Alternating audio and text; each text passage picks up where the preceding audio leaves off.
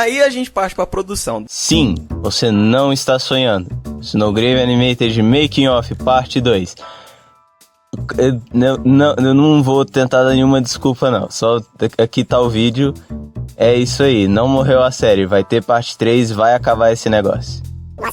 Aí a gente parte pra produção. Decidimos tudo que a gente ia fazer, comunicamos algumas coisas e uma recomendação. Na pré-produção é pra comunicar tudo. Nisso eu falhei um pouco, porque eu achava que eu ia fazer sozinho, então eu tinha todas as ideias na minha caixolinha. Aí algumas coisas eu não passei pro Max e isso teve repercussões na frente que...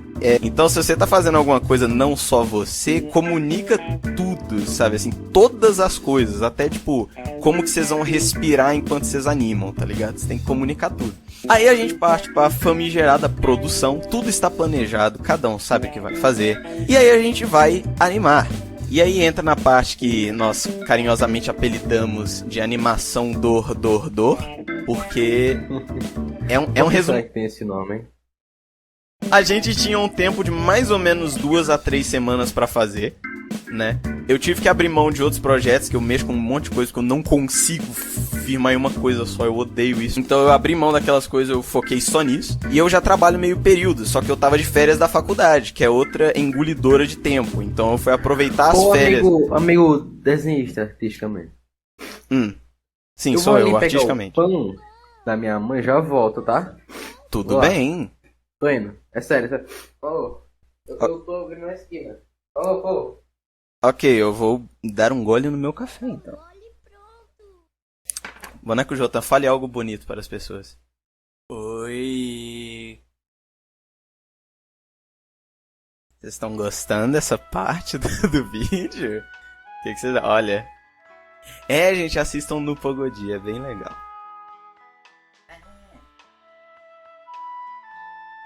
Esse som do ventilador é tão bom, né? Galera, vamos ver... Vamos assistir no Pogodi, gente. Gente, não vejam o episódio 17 de No Pogodi, não vale a pena. AMT, morra! Vamos descobrir o que a... Gente, odeiem a AMT com a gente, vamos. Ela pegou no Pogodi que tá vendo um caminho tão bom e acabou com ele. A AMT é muitas coisas. Que logo criativo, hein? Criativa, sua logo! É mentira isso que ele tá falando. Não, a gente tá falando aqui com as pessoas como... Minha mãe tá me chamando pra... Tá bom. Tipo, na época, parecia ser alguma coisa de... Comunicação, Porque o Lobo, ele sacou uma parada do AMT pra comunicar com a Nokia no sunga... Meu pai, na sunga do coelho Oasis. No 17º episódio, em particular, foi dedicado ao 25º aniversário de No Pogodi.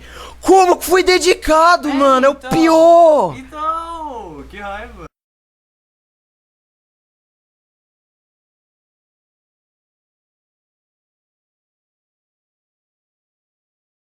O Max Neto não voltou até agora.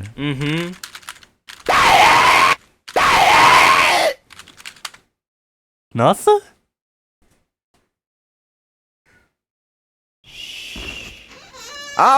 E aí, gente, desculpa a demora aí, eu voltei.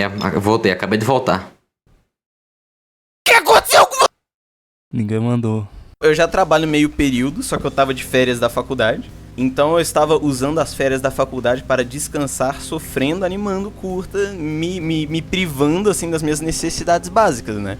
Porque animador não come, animador não bebe água. Eu comecei fazendo os keys no papel, igual eu tinha falado. Só que, eventualmente, eu passei pro PC, porque os ajustes são muito mais rápidos no computador. E eu tava planejando fazer, tipo, frame por frame.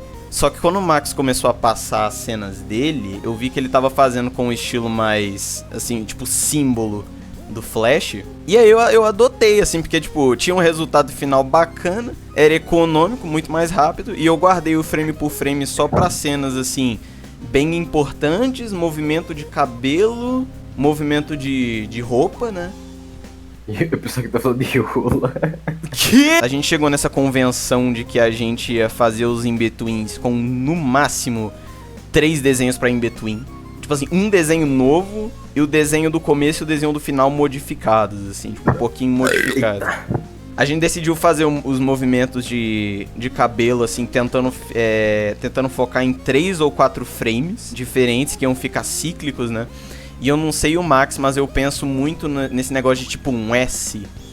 Sabe, eu vou tacar uns GIF aí, porque não dá pra explicar, mas vou tacar uns GIF de... Algo passando, holy shit! Uou! É tipo... Vocês estão vendo isso, rapaziada? No vento, é isso. É isso aí. Aí fica formando meio que um S, indo pra frente e pra trás.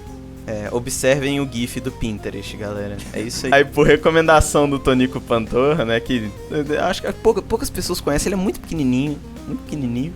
Eu comecei pelas cenas mais trabalhosas, né? Especialmente pelo próprio Snowgrave, que era aquele negócio que eu tinha tacado no sketchbook, né? Aquele mini storyboardzinho. É bom você começar pelas cenas que mais dão trabalho e as cenas mais importantes, porque a animação sempre tem um deadline.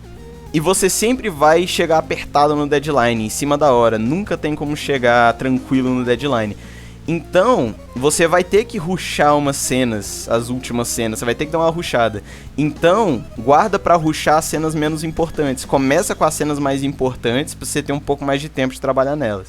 Pra mim, funcionou muito bem. Teve as últimas cenas, assim, eu deixei as mais simples por último. Eu peguei um sábado de madrugada e eu fui a 1000, assim, metralhando os negócios. Algumas eu até voltei depois pra consertar uma coisinha em outra, porque eu tava com muito sono. Mas Caraca, que foi isso? Sobre o olho e a boca do player, né? Algumas pessoas acharam que era o Gaster, mano. Eu nem sei como. Algumas, mas a boca e o olho do player. Na hora que eu fiz, eu não pensei nisso, eu lembrei disso depois. Eu tirei da ópera lá, The End. Tem umas bocas e uns olhos deslocados que aparecem assim na ópera também. Não vou falar do que, não quero dar spoiler, é bem legal, assistam. É bem aquilo, e algumas pessoas até comentaram que acharam interessante essa mistura do estilo mais realista do olho e da boca com um estilo um pouco mais cartoonizado. Então, isso foi proposital.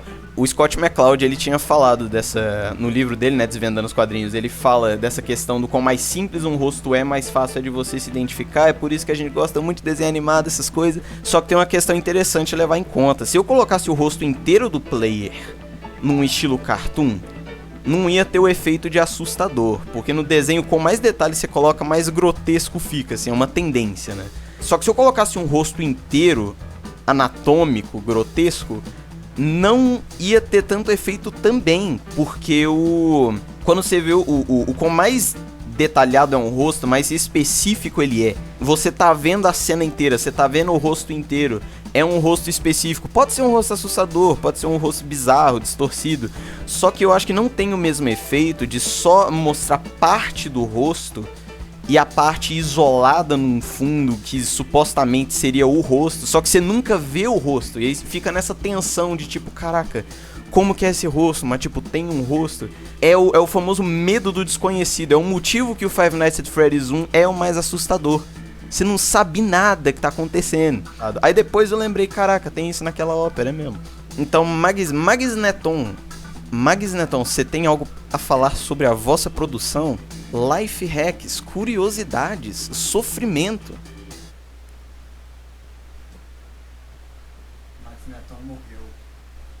Max Neton, ele não sobreviveu à produção, assim. Eu tô sangrando.